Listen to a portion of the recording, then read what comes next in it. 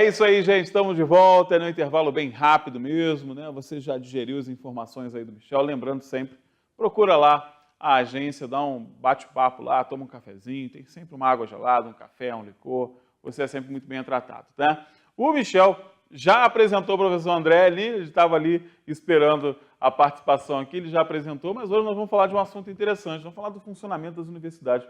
Professor, Sim. uma coisa que eu sempre tive, assim, né, na minha época de estudante, a gente tinha aquela coisa focada. Vou fazer o vestibular para determinada universidade. Então, eu quero fazer o vestibular para o FRJ. Eu quero fazer o vestibular para o ERJ. Eu vou tentar o vestibular. Hoje a coisa está bem diferente. O cara tem que ter um planejamento, né? Porque umas são Enem, outras têm um vestibular próprio. Isso acaba confundindo também, porque tem que ter uma metodologia específica para determinada universidade, né? Isso complicou ainda mais a vida do estudante, né, professor? Sim e não. Sim e não. Eu vou complicar ainda mais a vida do estudante. Na verdade, em 2009, o Enem começou a ter um peso muito grande, né, nessa entrada do aluno nas universidades. Até 2009, o Enem era pouco utilizado, mas de 2009 para cá ele ganhou uma nova roupagem e, de fato, grande parte das universidades utilizam só o Enem como única forma de ingresso. Só que tem algumas instituições, a USP, por exemplo, a UFJF, que é de Juiz de Fora, grande parte das estaduais, ou todas as estaduais, utilizam seus próprios vestibulares. E aí elas reservam uma pequena parte, 20%, no máximo. É o caso da UERJ aqui. O caso da UERJ, o caso da USP, o caso da FJF, por exemplo. Reservam essa porcentagem mínima, né, para alunos que vêm do Enem.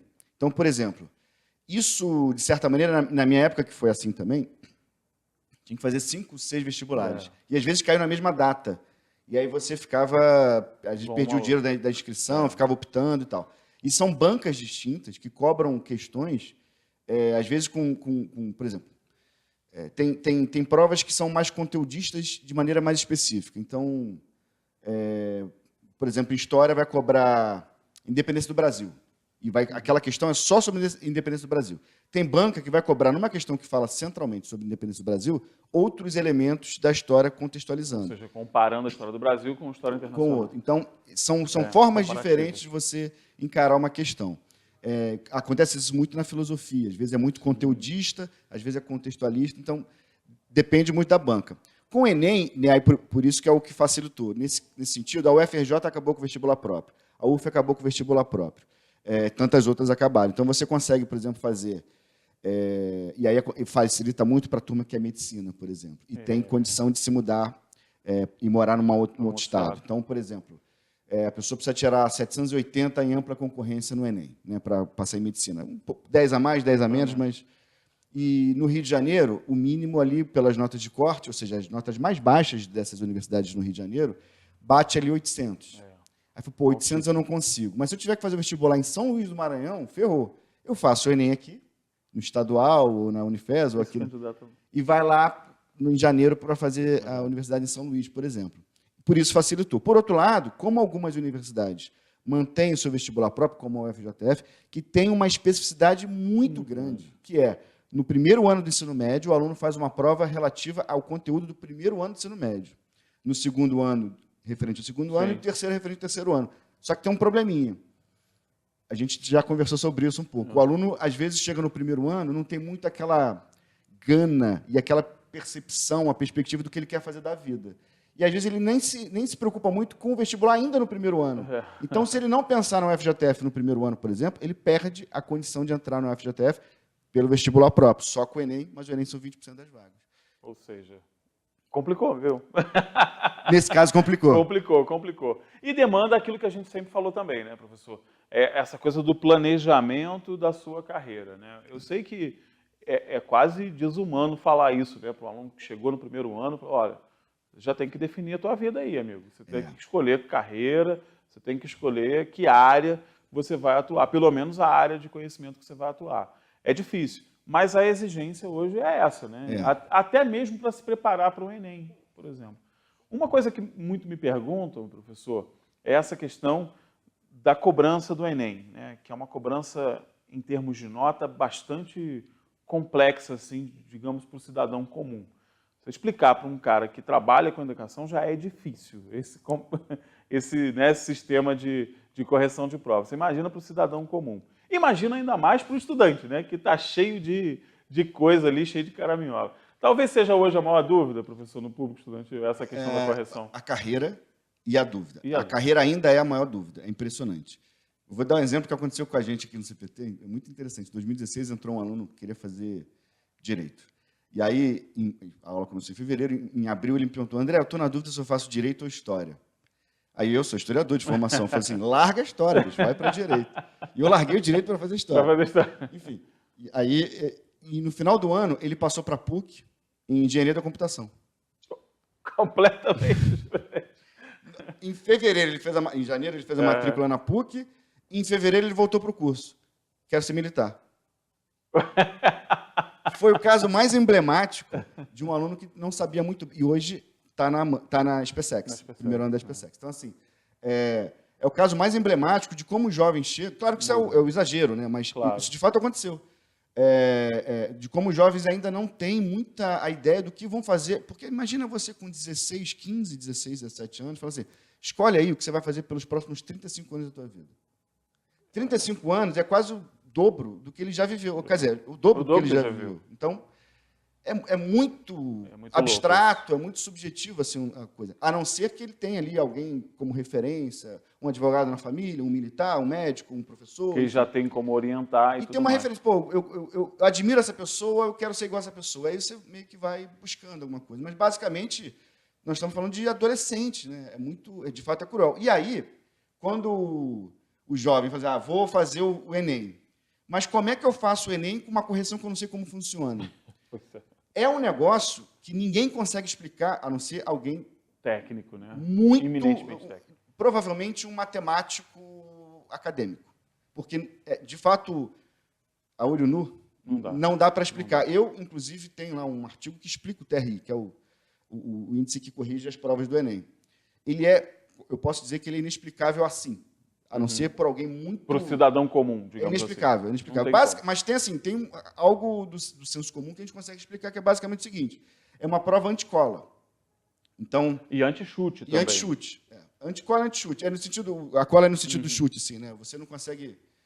porque é o seguinte. As questões que a maioria das pessoas erram, elas valem mais. Por isso que, se você acertar muita quantidade de questões em matemática, tua nota em matemática é absurda. A gente teve um aluno agora que passou para na medicina para a Federal de São João del Rei, e ele bateu 790 ou 800, agora eu não lembro, mas foi por ali. Ele acertou mais questões em humanas do que em matemática, mas a nota de matemática dele foi 800 e de humanas 700 e pouco. Porque ele deve ter acertado mais as questões mais difíceis. Exato, porque como as questões mais difíceis são aquelas que as pessoas mais erram, essa é o parâmetro, então, se você acertar, mandar muito bem em matemática, a nota vai lá para as alturas. E aí, só que tem um detalhe, ela também não permite, o critério anticola, se você acertar uma questão que ele julga difícil, vamos dizer que seja sobre geometria plana, uma questão específica de geometria plana, né? Triângulos. E aí, uma outra questão também sobre triângulos. Mas mais fácil. Mais fácil. E você errar, ele identifica que você chutou. Aí você perde a fase. Você não perde tudo, mas desaba o teu ponto naquela questão. Ou seja, essas são as especificidades dessa prova que você precisa... por isso que ela é anticola, anti-chute, né? Porque é complicado. É quase como se fosse uma objetiva com características dissertativas, né? Porque não tem aquele peso matemático puro e simples, né? Tem uma análise do contexto daquelas coisas. Então, aí é difícil mesmo, aí não tem como. Aí tem que se preparar para fazer uma boa prova, conhecendo bem todos os assuntos.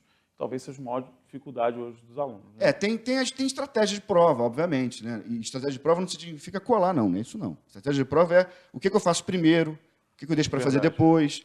Por exemplo, no caso, todas as provas a gente tem o mesmo parâmetro, mas basicamente você tem que pegar ali os 20 primeiros minutos, 25 no máximo, da prova e ler a prova inteira. Não é ler especificamente a questão. Ler. Saber do que se trata a questão 1, a questão 23, a questão 35. Até para você ter um parâmetro geral. E você vai marcando ao lado as questões que você julga que são muito fáceis. Aí eu coloco um xizinho, alguma coisa. As questões que você entende que vai ter que dar uma pelejada ali para trabalhar, você coloca uma bolinha. E aquelas que você identifica que são terrivelmente difíceis, que não tem a menor ideia, você faz um outro símbolo. Essas você vai deixar por último, porque você garante as questões mais fáceis para poder pegar os pontos que você garante que você vai fazer. Muita gente, são 5 horas de prova do Enem específico. A AFA são 5 horas de prova, o SpaceX são 4 horas e pouco. Então, assim, muito tempo de prova, mas mesmo assim não dá tempo. Muita gente, quer dizer, não dá tempo para alguns. Muita gente chega no final e começa a marcar qualquer coisa. Imaginemos que 10 questões que ele saberia fazer... Aí compromete a prova toda. Ele saberia fazer aquilo, mas ele está marcando porque faltou tempo. Se você garantir os pontos das mais fáceis, você já garantiu aqueles pontos. Claro. Então você, enfim, tem estratégia de prova. E eu quero direito, eu quero, sei lá, qualquer coisa relacionada a humanas, né? Tem faculdades que colocam pesos maiores, peso 2, peso 3, sim, nessas. Mas, basicamente, para a tua nota crescer, você precisa dar um foco grande na matemática. Mesmo você querendo qualquer coisa relacionada a humanas, por exemplo, ou ciências da natureza. Mas... porque aí é uma questão estratégica, né, mesmo? Exato. Você pega ali a matemática, como tem o peso alto, né, como as questões são realmente mais difíceis, e como normalmente a maior parte das pessoas erra, né, você tem a possibilidade de sair na frente ali acertando. E a redação, porque a redação é fundamental. Até 1000, mas é difícil, precisam de 5 corretores dando 1000 para você ter 1000. Então, o negócio, enfim, é quase... Não é impossível no sentido técnico, é improvável que você consiga 1000. Mas, por isso que ano passado foram 40. Dos tantos milhões foram 40, alguma coisa nesse sentido. Mas é importante, eu acho que o grande ponto aí, eu acho que o que dá uma das angústias é o aluno não saber o que ele vai fazer. Assim, né? Isso é muito impressionante para a gente, alguns sofrem com isso. Esses poemas que depois da internet eles se popularizaram, assim, tal do filtro solar. O filtro solar. Que tem uma frase que é mais ou menos, as pessoas mais interessantes que eu conheço não sabem o que querem fazer até os 40.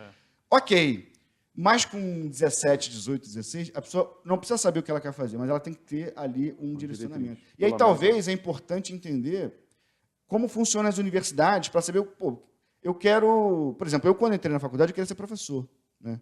E acabei indo para o mestrado, para o doutorado, porque num dado momento eu falei, pesquisa é algo que me interessa. E eu não tinha convivência com pesquisa, nem com ninguém, e nem eu tinha essa perspectiva profissional. Então, assim, é importante entender que a universidade, e aí estou falando das públicas, elas têm basicamente 3 tarefas, né? Que é o ensino, é você sentar lá e se formar, se graduar. Sim. A pesquisa, que aí não é muito na graduação, é mais voltado para a pós-graduação, em especial, a chamada stricto sensu, que é mestrado e doutorado. Embora na graduação você tenha uma categoria chamada PIBIC, que é de iniciação científica, que você pode, como aluno de qualquer curso, se candidatar a uma vaga e começar a fazer pesquisa, ali aprendendo. São os projetos de pesquisa, né? Iniciais ainda, mas você consegue ter uma ideia. Grande parte dos PIBICs vão para o mestrado, para o doutorado, porque entendem que é aquela carreira. E tem os projetos de extensão, ligados à comunidade, que eles chamam de extensão, que é, por exemplo, o hospital universitário, que atende a população. Então, as universidades públicas, portanto, elas têm essas 3 tarefas, não só o ensino, né? A pesquisa, por exemplo, a pesquisa no Brasil, eu já vi 3 dados, então é importante... Protagonizada nas universidades. Eu já vi 95%, 96% e 99%. Então, joguei aqui os 3 dados. Da pesquisa feita no Brasil, são nas universidades públicas. Quem não faz pesquisa em universidade pública são algumas empresas farmacêuticas, a Petrobras e a Fiocruz, que tem um elemento de graduação, de ensino, mas não é uma universidade pública, né? Ela trabalha muito especificamente com remédio. Então, pesquisa em universidade pública, se você diminuir a verba nisso... Portanto, senhores, né, quando a gente fala que universidade pública é para ser enaltecida, não é porque eu estou assumindo um posicionamento político, nem porque eu estou aqui defendendo os vermelhinhos, amarelinhos, o cor de abóbora, nem nada. É porque é a nossa realidade do país. Já é difícil com o pouco incentivo que se tinha. Fazer pesquisa no nosso país, gente, é coisa de quem quer fazer mesmo, quem tem muita vontade, tem que se dedicar e muitas vezes abrir mão de uma qualidade de vida determinada para poder fazer pesquisa. Não é fácil, não é privilégio e não é coisa de desocupado, né, como querem fazer você entender desta forma. Muito pelo contrário, a gente tem que tirar o chapéu e lutar para que essa condição seja maior, para que as nossas universidades públicas tenham condição de desenvolver mais e mais pesquisas, como é feito em todo lugar do mundo. Você acha que os Estados Unidos chegou no ponto que chegou sem pesquisa? Você acha que os tigres asiáticos chegaram ao poder econômico que eles estão sem pesquisa? Não há a menor possibilidade. Tem que fazer pesquisa. Da pesquisa, da produção intelectual, que saem as coisas boas para a nossa sociedade. Né? Então, a gente sempre é muito crítico a essa questão partidária, mas em casos como esse, emblemáticos, em que um governo faz um desmonte, que é efetivamente isso que estão querendo fazer, é como se fosse uma resposta partidária. Ah, vocês fizeram campanha contra mim? Então eu vou fazer maldade contra vocês.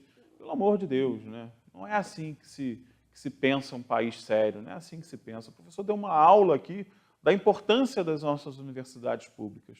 E por mais que você nunca tenha estado numa banca de universidade pública, por mais que você nunca tenha querido estar dentro de uma universidade pública, você tem que reconhecer a importância dela, né?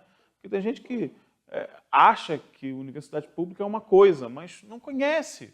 Vá conhecer, né? Vá lá, se inteirar, conversar com as pessoas, antes de sair falando besteira. Né? Tem uma questão que é interessante sobre isso. Como tudo agora virou Fla-Flu, né? Tudo é Fla-Flu. O maniqueísmo é generalizado. Assim. Se você é contra o corte, você é um comunista, petista. Se você é a favor, você é um fascista. Ou seja, tem um ponto que é importante, o seguinte. Quando a gente fala de corte, desde 2013, 2014, ocorrem cortes Então, estamos falando do governo Dilma, um processo PT, Temer. Está acontecendo. Exato. E do Bolsonaro. Ou seja, estamos pegando aí dois espectros políticos bem distintos, né? O bolsonarismo e o petismo, né? E um Temer que está ali no centro, né? Nenhum nem outro. Está ali em todos, né? Desde o Sarney está no governo, mas indireto. Quer dizer, no caso do Sarney está diretamente, mas o resto está indiretamente, o PMDB. Então, assim, estamos falando de corte de vários governos, três no caso, de espectros políticos distintos. Ponto. Mas tem um ponto importante que é o seguinte, que é uma certa desonestidade intelectual para informar a população sobre isso. Então, assim, rolou uma polêmica sobre os 30% ou 3,5%, que seria, de fato, esse corte. Aí teve a história dos bombons, para a moçada que está em casa. O ministro da Educação anunciou o corte. Poucos dias depois, ele foi, devido à repercussão, ele foi na live que o Bolsonaro faz regularmente para explicar o corte que o governo deles está produzindo. Ele pegou 100 bombons lá, separou 3, cortou um ao meio e falou, olha, na verdade, o que eu estou fazendo aqui é um contingenciamento, 3,5% só vão ser destinados para a gente separar aqui. Quando a arrecadação melhorar, eu devolvo os 3,5%.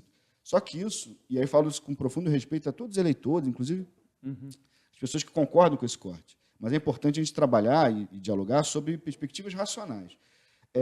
80%, mais ou menos, um pouco mais, um pouco menos, do orçamento das universidades, eles não podem ser mexidos, que é basicamente pagamento de salário de pessoal da ativa e pessoal da inativa. O aposentado das universidades não recebe pelo INSS, recebe pela própria universidade, é um regime próprio. Sim. Então, isso não se mexe, não tem como mexer. Então, como é que a faculdade funciona? Com o restante da verba. O restante da verba são os tais são o restante, os 20% e tal. Desse valor, o governo diz que pegou 30%.